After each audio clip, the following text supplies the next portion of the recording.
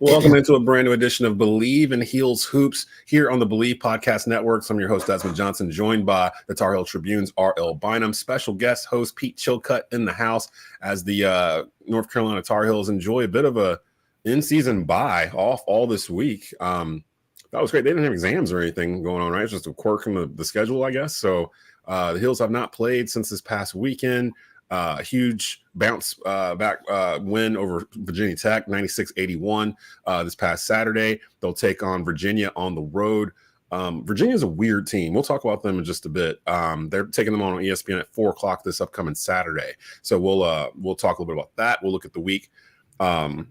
This past week for Carolina, losing that game at Syracuse and that win versus Virginia Tech at home. And I want to kind of take a look at RJ Davis today and the year he's having. It's clearly his team. The team, it feels like he's at a point now where he's going to get 20, 21 points. And sometimes you won't even notice he's scored 20 or 21 points. Like it's almost like clockwork now. Like when he shoots it, you expect it to go in. Like he's got to that level. So I want to give RJ his flowers and talk about him a little bit and how important he's been to this year's team. But guys, what's going on this morning? How y'all doing? Good. We're good. Pete, what's up, man? What's been going on with you, brother?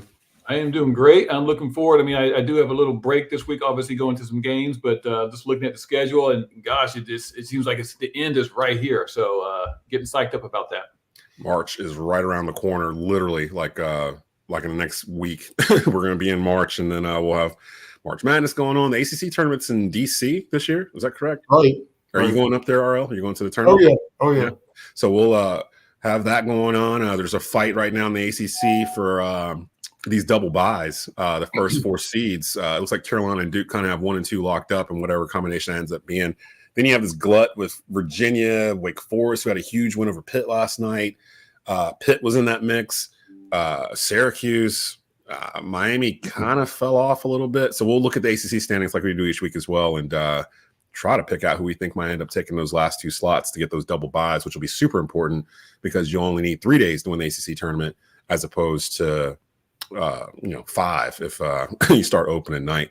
And then it's not necessarily basketball, but I did want to get you guys' opinion on the college football playoff committee's ruling yesterday to change the 12-team format to 5 conference champions and 7 at-large things. And the reason I want to bring it up, to me, when I first heard it, I'm thinking, if I'm the ACC, this is when I put the pedal to the metal to get Notre Dame to come into the league as a full-fledged member. And because there's no path for them to get a double bye without it now, because you have to be a conference champ. They're an independent. There's no way to get there. So I want to get your opinions on that as well. So we got a loaded show today.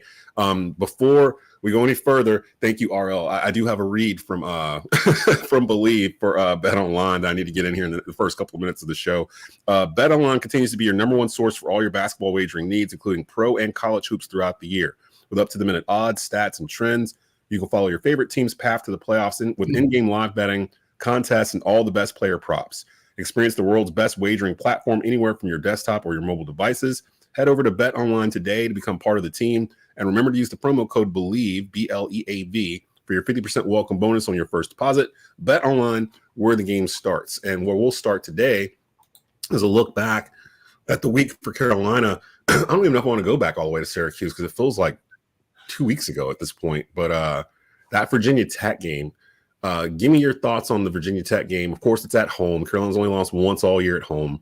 But it felt like Carolina was kind of getting back to the stuff that made them so good during that 10-game stretch back in January. Pete, let's start with you. What was some stuff that stood out for you in the Virginia Tech game on Saturday? Well, it's I mentioned before, I think we want to see this team kind of rebound from some poor play and get back in the win column. And it sounds like it's when we were doing it well, we kind of took it for granted. And now it's almost like a fight to get back to that position we were at. I thought there were some great steps taken in that direction. I think it's becoming more evident, at least to me, that for this team to really excel in March and in the postseason, we're going to need big time Baycott down low, being a force, even more so than Harrison. I think when Baycott gets the ball down low, on purpose as a design play, and he's aggressive and he has 10, 15 shots, we're a better team.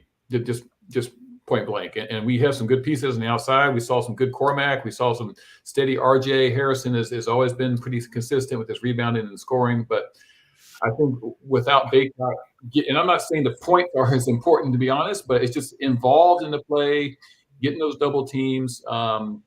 He seems like he's getting back to the old Bacot a little bit more than he was obviously midseason, and I think that's going to be huge for us going down the stretch. All right. Right, and you look at Harrison Ingram early. Boy, he was just beast mode there the first few minutes and had a double by halftime. But like Pete said, Bacot in the second half was really unstoppable. He was really active on offense. He got the Hokies big men in foul trouble. And it's a two-way street as far as getting him opportunities. He's got to get in position, and he was doing that better against Virginia Tech to put him in position to get the post-entry passes. And then season high 16 shots. He hadn't had that many since the opener, and that's a problem in my view that he goes that many games without getting the 16 shots. And then, like Pete also mentioned, Cormac hitting a bunch of three-pointers. That was huge, yeah. Since he missed all 6 attempts against Clemson, he's 10 of his last 21. And that's going to create better spacing and make the Heels more productive. And, if Ingram can go back to hitting three-pointers as well, I think he missed all 4 against the Hokies. So that'll be more the better. What you were talking about Armando and he was clearly more aggressive on Saturday versus Virginia Tech. What do you guys think that is? Because there are games where he's more aggressive, like from the jump, and then there's some games where he kind of takes a back seat and lets RJ and everybody else cook. Is there anything in particular you're noticing that's kind of like the underlying theme, like that's going on here? Like, is it when he comes across a guy that's bigger than him, like a Burns over at NC State or whatever? No, I take that back, because I felt like in that game he kind of took the challenge on. He was trying to go up against Burns in that game. What is it, do you think it is for Bacot that bothers him, where some games he comes out and he's looking for a shot, like this one, he finishes with 25 points, double-double, and then there's other games where it's almost like they play better with him off the floor? What do you think the constant is here? Well, that's a tough one for me. I look back and I go back to the old school Coach Smith days, where if you were a big man and had somebody on your back, you were demanded the ball. You got the ball. And I see him down there posting up a lot, and then I see him, he's waved up and he goes up to set a screen top of the key. Like, it's just a different type of offense with him. And I get it. That's part of what they do. I think some of the stuff they're doing more is designed post ups as opposed to just getting it in the course of the play. And then part of it's like RL said, he has to kind of have that edge. Sometimes he does kind of float a little bit and not really try to establish himself. But I don't know. I think we all know is those long athletic defenders give him problems. But that still shouldn't stop him from demanding the ball. I mean, we've seen teams double him on the first play of the game before he has done anything. I mean, it's a good edge to have where you can demand a double team every time you get it. So I think it's a little bit of both, but I think more direct play calls. I hear Coach Davis, I'm down there pretty close. I hear him get the ball to Armando. I hear him yelling all the time. So it's something they want to do. And I think they've had, as far as I heard I think I heard they had a conversation where, he doesn't want Armando to take the back seat. It's not a reserve role. He wants him to be the man. So I think that message has been given, and I think it's been evident the last few games at least that he's ready to kind of take on that role again. And then at halftime Saturday, Armando said that assistant coach Jeff Bleav made a point that they need to get the ball to him. And obviously they did that a lot more in the second half than they did in the first half. And I don't know if Bleav saw something in particular that he thought the Heels could take advantage of, but it surely worked. And that game, that Virginia Tech game, to be honest, as I watched it, it was one of those kind of games where sometimes I'm like in the game, like from the very beginning, like I was in it. I think I was doing my taxes. I was doing something. Something else was going on while the game was going on. So I had it on. So I'm kind of watching it, kind of in and out of it. I never felt like the Tar Heels were in trouble. Like, I never felt like Virginia Tech was on the verge of taking over the game. I know they had a couple of runs, but Carolina felt like they were in control the entire night. Looking at the box score for that game, Baycott with 25 points, 11 for 16 from the floor, 3 for 3 from the free throw line. Just one of his better games of the year, if not his best game to date this year. Everyone played pretty well. Like you said, Cormac Ryan had a really good game. RJ Davis, of course, what a good game. And it just kind of leads me back to wanting to talk about RJ Davis and the year he's having this year. He leads the ACC in scoring. He's at 21.3 points per game. That's 10th in the country, actually. He's 5th in three-point shooting at 41%. 2nd in free throw shooting. Who's the leading free throw shooter in the ACC if it's not RJ Davis? He's shooting 90%. Yeah, it's RJ. Is it RJ now? RJ, Okay. who also is the best percentage free throw shooter in Carolina basketball history.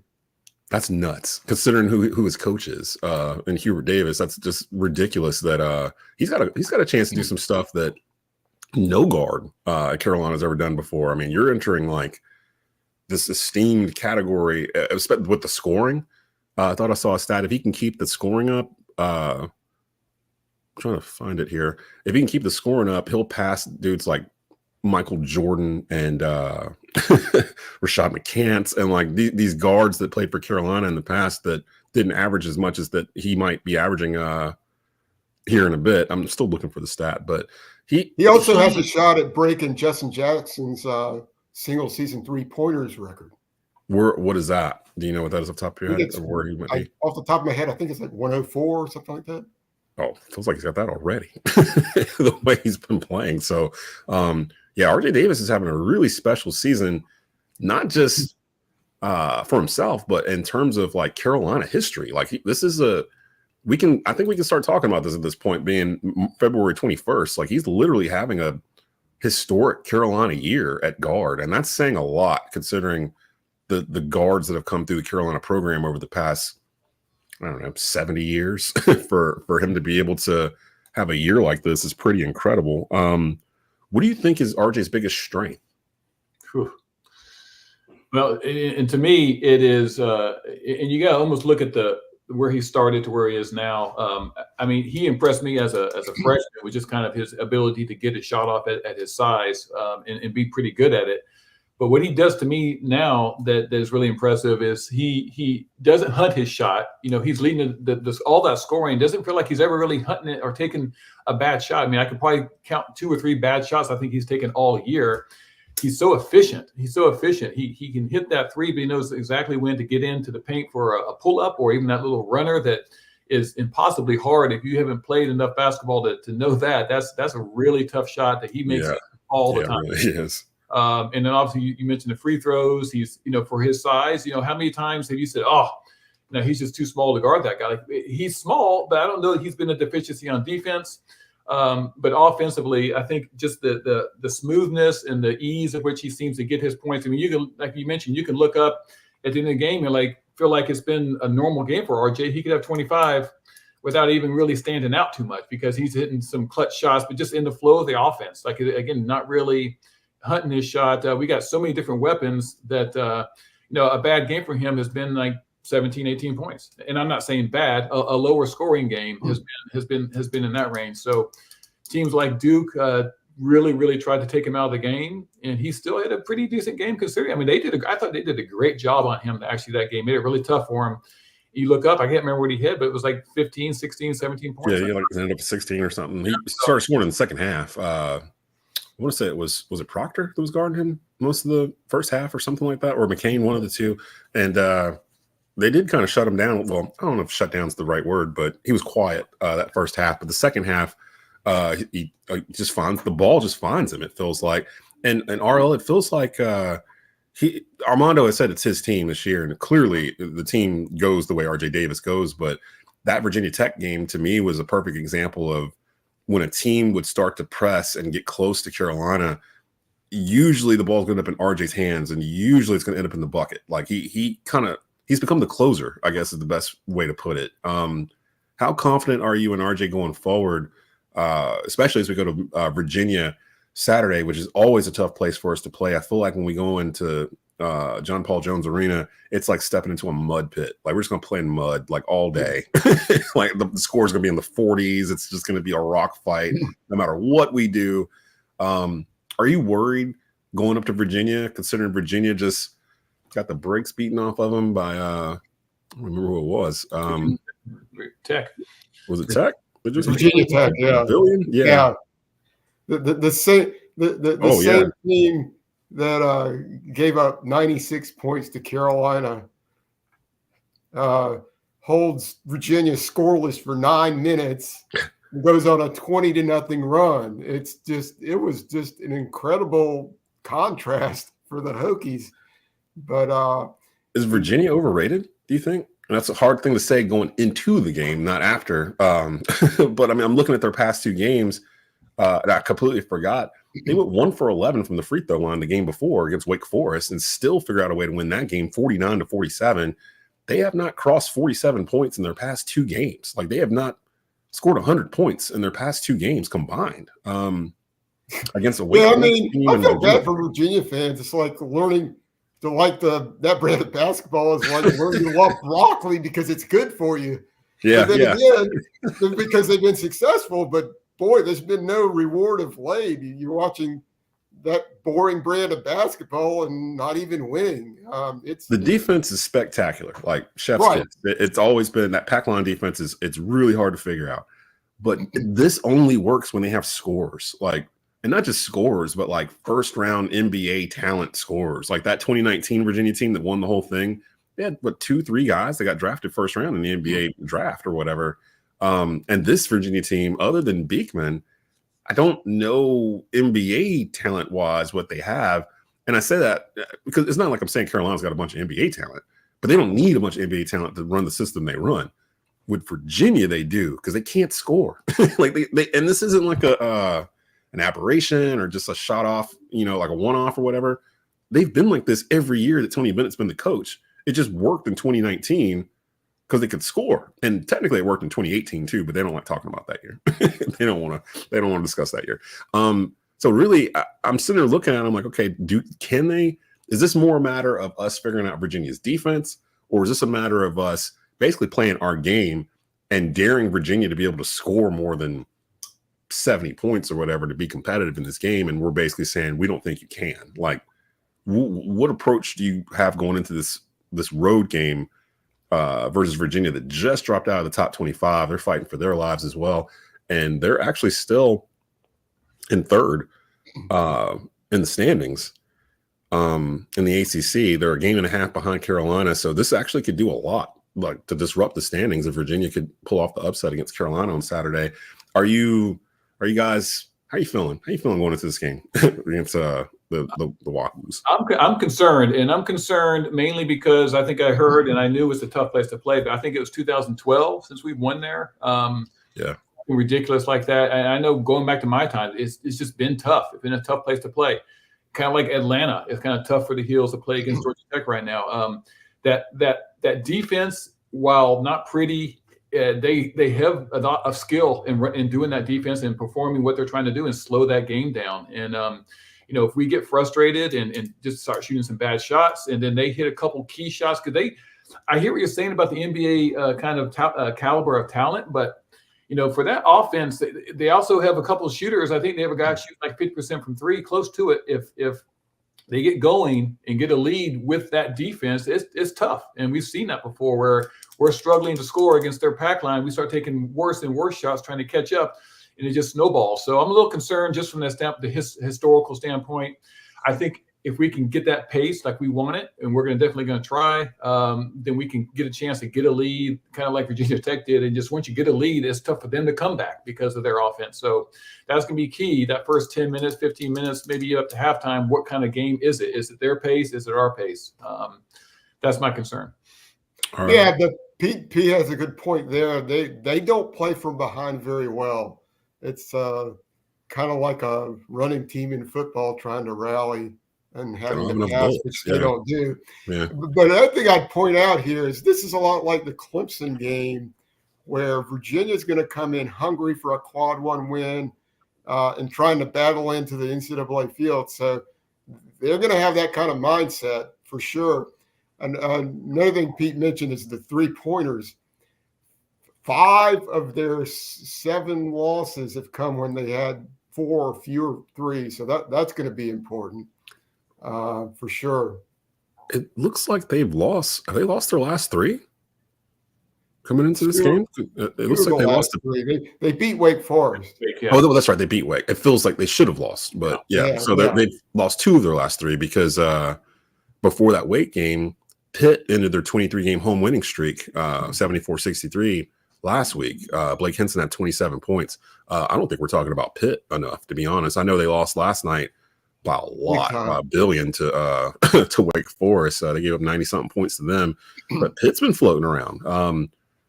Before we go to the college football thing I was talking about earlier, before we get out of here, I wanted to look at the standings. We usually look at the standings at this point of the show, just kind of see where we are, see what's behind us and everything else. And I'll pull this up here because it has turned into, I don't think you really need to look past Virginia Tech here on the standings, which at that point you're 8-9 teams deep.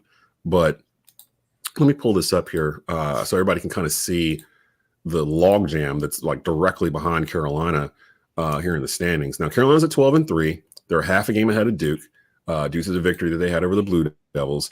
Then you have Virginia in third at 11-5. They're a game and a half back.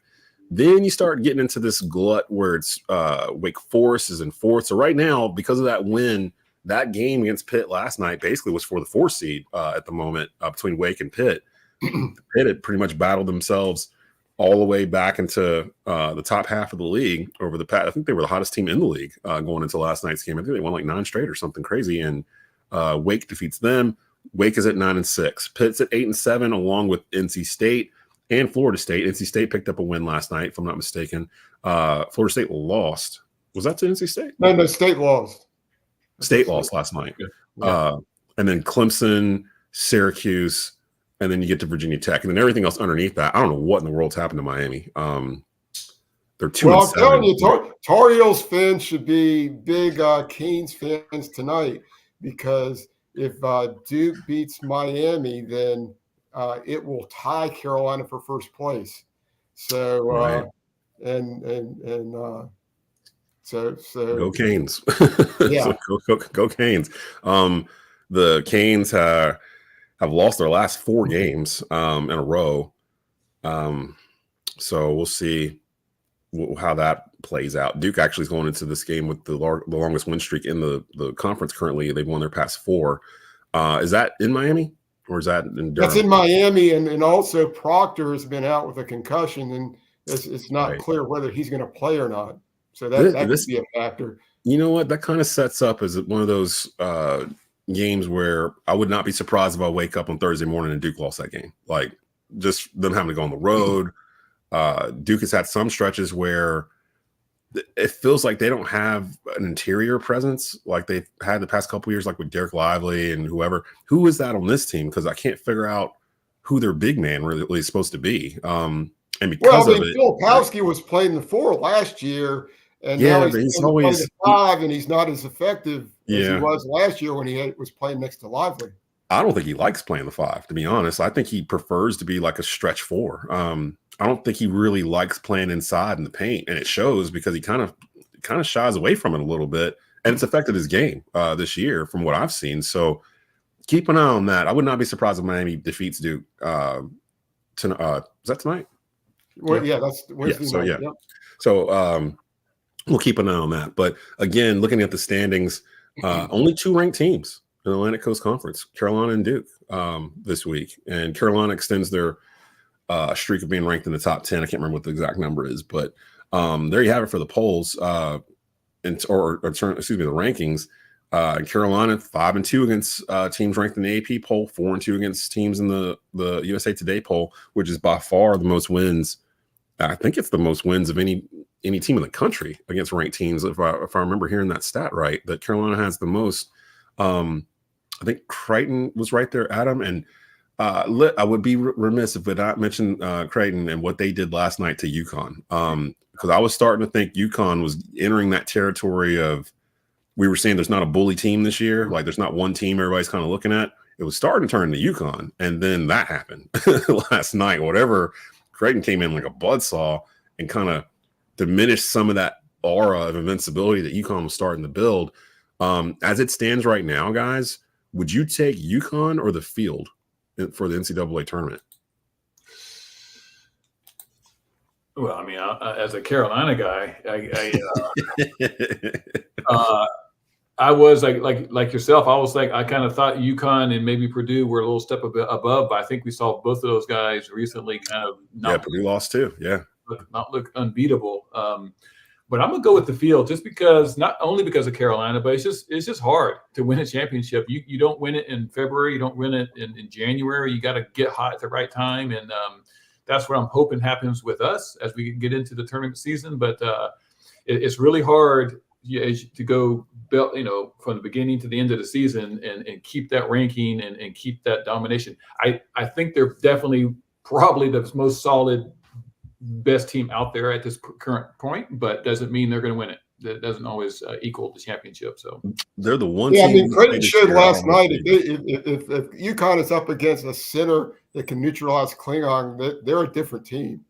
And what was interesting for those two blowouts last night, Carolina gained a quad one win because Wake Forest, that win is now a quad one. Ooh. But they also fell a spot in the net rankings because Creighton leapfrogged them. So now Carolina's went from 9 to 10. Yeah. I can't stand the trying to figure out the net, and I get it. They're trying to make it so it's fair and people get fairly ranked and seeded properly or whatever, but sometimes it just doesn't make any sense. Like when some of the stuff happens or a team falls after they just won a game or whatever. I do believe that's why some of these Wake Forest wins that they've had this year, especially at home, they're running up the score.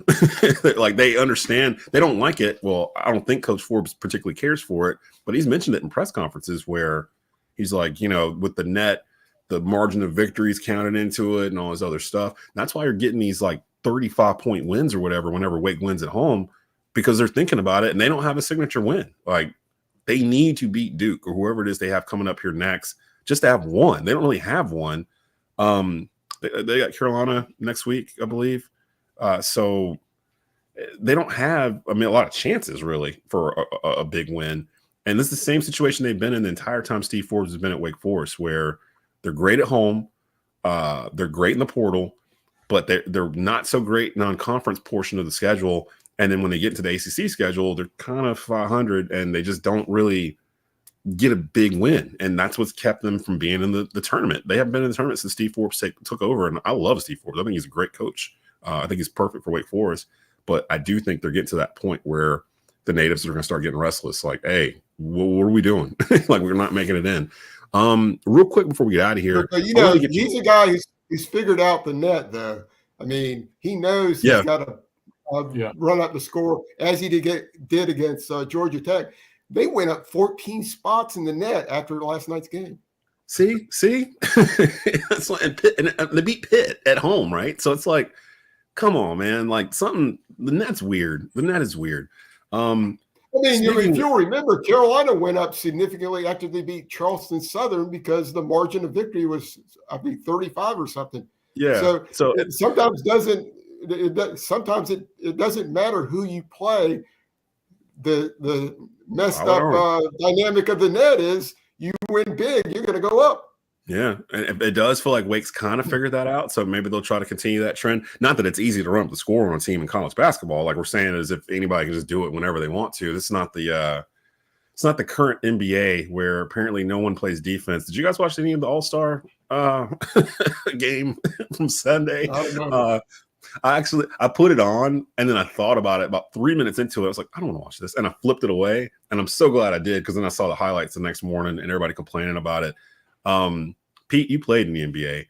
What do you think when you see the Eastern Conference score 211 points in the All-Star game? There was 3 fouls total in the game. No one's playing defense. No one's really even trying. And now it's at a point where the players are upfront about it and vocal. They're just like, it's just an All-Star game. I'm not going to get hurt doing this, blah, blah, blah.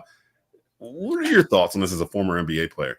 I get it. I get there's no real motivation for them to do anything else besides get whatever bonus they're going to get for being an all-star and showing up and just going through the motions. It's just set up that way. It's obviously gotten worse as the years have gone on. I heard a good idea on the somewhere in some chat room recently where they give these guys their all-star awards and then set up with other guys in the league, like a big 3-on-3 tournament for that weekend, and pay the winning teams X amount of dollars, but get some younger guys that just good guys. I mean, all-stars will be invited, but like it's competitive, and you're going to win some cash by winning those 3-on-3 tournaments. Something. I just heard a bunch of ideas, but money's always the answer. Like you got to throw some money around. Free format might be a better, especially with some guys who maybe aren't the all-stars, maybe some younger up-and-coming guys where they get a big cash prize for winning. I don't know. I don't know if you guys have watched the Big Three with Ice Cube's thing. Yeah. I did try out for that, by the way. Oh yeah. Yeah, that didn't work out too well. But that has been kind of a good niche thing as well. So I mean, there's a fan base for that. And those are older players. If you get some current players doing some of that stuff, I think it might be a good sell. But they got to change something. I wouldn't even turn it on. And I saw the highlights. I couldn't even watch the highlights because it was almost like they weren't playing a game. Like they were just all standing around and just. I saw one sequence where Luka and Jokic were basically coming up the court, and they were just kind of tapping the ball back and forth, like passing, like it never hit the ground. And there's no defender anywhere, and they're just coming up full court, like just boom, boom, boom, boom, boom, and then they tap it to somebody underneath the goal and they throw it up and lay it in or whatever. And I was like, I mean, I didn't play at the level that Pete did, of course, but I did play competitive basketball as I was younger, and it made me mad. Actually, like it really made me angry. I'm like, why should I spend my time watching this when they don't even want to be there? Like, if they don't want to be there, why do I want to be there? So I agree. They got to change something on the Sunday. Saturday night is great. They do need to change the dunk contest to something. Because all the All-Star games are like that. In the NHL All-Star game, nobody's checking anybody. Nobody's hitting anybody. And you saw the NFL has decided it's flag football now for the NFL. Flag football. I mean, it's almost as if the MLB All-Star game was the same way. You'd have a outfielder just casually walking toward a fly ball and casually throwing to the base. That's how that is. Defense is a big part of all sports, and it's no part of the NBA All-Star game, which makes it unwatchable. They still do the thing in Major League Baseball where the winning league hosts, or they're the home for the World Series or whatever. Did they do away with that? They stopped that a couple of years ago. Okay, because I felt like that actually added some juice to the game in terms of them really doing more. But then again, it was really unfair to the individual teams. Like, say the National League wins the world or wins the All-Star game, but then the A's or somebody has the best record in baseball. They get all the way to the World Series, and they're playing the Braves that won 80 games, but they've got home field advantage because of the All-Star game from 3 months prior. Like, that part I kind of understood. I'm like, all right, that's not really fair.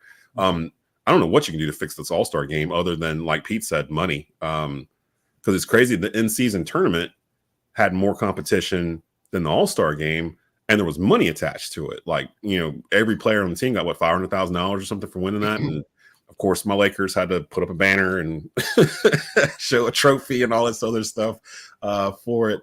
But yeah, money's probably the thing. I did see Ja Morant say they'd have to pay him $1 million to be in the dunk contest. And I'm like, well, maybe the prize is $1 million. Maybe they do something like that, because there's no reason for Ja Morant, Zion Williamson, Anthony Edwards, for these guys to not be in the dunk contest. Like, I think Stephen A. Smith said it perfectly earlier this week. LeBron James has ruined the dunk contest by not participating in it for 20 years. He's made it where these other stars think it's not really a big deal. So they don't want to get embarrassed. They don't go out there and do it. And it's shrunk the value of it. Whereas the 3-point contest has been fantastic. It's been great. I love the Curry, Sabrina Ionescu duel or whatnot. I love the 3-point contest. It's pure. Like, you can't fake it with a 3-point contest. Either you can shoot or you can't. And that part's good. But again, like what Pete said, they're going to have to do something on All-Star Sunday, or just do away with it and I like a 3-on-3 deal or whatever. Or maybe you bring in one of the guys that's not even a pro as part of your roster or something like that. So they got a lot of work to do. Real quick before we get out of here, though, your quick thoughts on the college football playoffs decision to do the 5 conference champions and 7 at-large teams as the field expands to 12 starting this fall from the 4 that we currently have, basically securing the SEC, Big 10, Big 12, and ACC spots, and then the highest ranked group of 5 conference champion will get the 5th spot. My question has to do not with them expanding the field, but with our on again, off again friend Notre Dame, and with them being an independent in football. Of course, they're a full-fledged member of the ACC in basketball right now. Really, I think all sports except for football. If you were And ACC, hockey. And hockey, so if you're the ACC commissioner today, are you making a push from Notre Dame to come in finally as a full-fledged member of the ACC, which in effect should increase the value of the league, which should in effect allow the league to go back to ESPN and be like, hey, look, let's look at this over again and redo this because now Notre Dame is here. Because Notre Dame, the way this was written out yesterday, I felt like it was a slap in the face of Notre Dame. Like, go pick a league, go pick a conference finally. It's 2024 because there's no path for them to get a top 4 double bye because those are conference champions. Like, they're not in a conference. There's no way for them to get to it unless they join a conference. So I'll put it to you guys. Should the ACC go pursue Notre Dame in football with the changes to this platform the way it stands right now, or should they just wait for the Big Ten to come pluck them like they probably will in the next couple of years? Well, yeah, I'm a big I love college football. I think not only should ACC go after them, I think Notre Dame should go after somebody. I mean, like you said, this is a big moneymaker for football programs. This is a big deal. So, like you said, to be locked out of that top 4, that's a hard road every year they're going to have to face. And I get kind of the reasoning before, but this puts the kind of onus on them now as well to find somebody to kind of partner up with. And I don't know if the ACC will get them, but we do have that kind of relationship going on already. But I think they definitely should at least make some offers there. I want to say there's a thing when Notre Dame came in as the partial member that if Notre Dame ever decided to look for membership for football, the ACC would have first dibs. Like, that's kind of the agreement that if they did decide to go and join a league, that the ACC would have the first dibs on them coming joining them since they let them in for everything else. RL, should they pursue this? Hey, Stanford's going to be in here next year, so they already got a rival already, like here. So no, obviously the league should pursue it, but I don't think Notre Dame's going to budge. They like that position, and sure they might have to play a first round game, but boy, they're going to make a lot of money filling up Notre Dame Stadium for a first round playoff game. That is true. It's just more money. So I really don't see the Irish budging.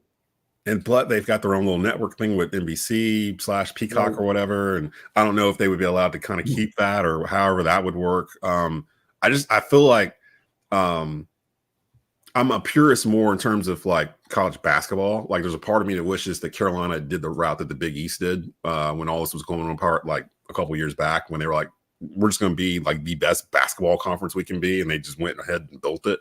I wish I wish they had done that instead of chasing the football money.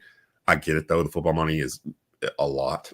So, but to think that the ACC would be on the level of the SEC or the Big Ten, even back then, is kind of nuts when you think about it now. It's like we were never on their level in terms of football. Like, we probably never will be. And the gap's just going to constantly get bigger and bigger. So what are we chasing? Like, we're going to end up messing up the league completely, chasing after football money that was never ours. So I say go after them. I've been a huge advocate for making Notre Dame, like forcing them to make a decision. Like, what are you doing? Because you're kind of holding up our league. Like, if we add Notre Dame, these other schools, Clemson and Florida State and all these others are rumored to leave, they're probably less likely to leave. Like, if you're in here and we're a full-fledged 16-team super conference or whatever, like they've built over in the SEC and the Big Ten, Notre Dame's the one. They're the only thing left out there that's not attached to a major conference, really. So I hope the ACC goes full forward with it. But you're probably right, RL. They probably won't. And Notre Dame probably won't pursue it either. And they'll just sit back and wait it out and see what happens. But imagine a 13-0 Notre Dame as a 5 or as a 6 seed in the college football playoff and a 9-2 like Big 12 champion as the 3 seed. Like, that's when the conversation is really going to start happening. So anything else before we get out of here today, guys, regarding Carolina, the upcoming matchup on Saturday? Again, it's 4:00 on ESPN. It's a huge matchup. Carolina is number 1 in the ACC standings right now. Virginia is number 3, but kind of reeling a little bit. They lost their last game. They've lost 2 of their last 3, which means it's a perfect opportunity for them to do something to Carolina on the road Saturday. Any final words regarding upcoming? Well, I'd be interested to see what Virginia does defensively. I assume it'll be Reese Beekman on R.J. Davis and Ryan Dunn on Elliott Cadeau, and see how that goes. Yeah, Pete, anything particular looking at? I'm looking forward to seeing the pace. If we can establish the pace, if we can get out and have a good start, it's just the curse of that Charlottesville. We got to get out there and play well. If we don't play well, it's gonna be tough. All right, so 4:00 p.m. on ESPN on Saturday, our Tar Heels will take on Virginia Cavaliers. Always a fun place to play at Virginia. So get ready for a 50-45 rock fight. I don't know. It depends on what your definition of fun is. Yeah, fun for Virginia because apparently they love playing this. Apparently, but not for us. We do struggle against Virginia, especially the past couple of years when Tony Bennett has been the coach. So it should be a good one. Check for us next week as we're getting to the nitty gritty here. After this week is over, the last week of the regular season is next week, right? There's only a couple games left. And then of course, we've got the tilt with Duke coming back here soon. Is that next Saturday? No, that's the Saturday after. Yeah, Saturday after. The March 9th. Yeah. So we still got about 2 weeks to go after we get out of this week of ACC play, and then the ACC tournament will start in DC. So we'll be back next week to recap this game against Virginia. And we'll look forward and see what Carolina's got next, see what they can do, see if they can slip back onto that one line with that loss to Syracuse. Kind of dumped them off of it to the top 2 seed. But they've got some wiggle room. And like we said, UConn's not invincible. Purdue lost. Arizona's been up and down in the top 4. There really isn't a big team that everyone's trying to gun for at the moment, especially after last night. So Carolina's got some room to do some stuff here, and they got some games in front of them where they can really move ahead, starting with on Saturday versus Virginia. So we'll keep you abreast there. Again, go follow the Bleav in Heels Hoops podcast anywhere you get podcasts from, on any major podcast platform here on the Bleav Podcast Network, presented by Bet Online. You can watch the video each week at youtube.com/@Tobacco Road Sports Radio or at the Tar Heel Tribune YouTube site. For RL Bynum, for Pete Chilcutt, I'm Desmond Johnson. You've been watching and listening to Bleav in Heels Hoops podcast here on Bleav Podcast Networks.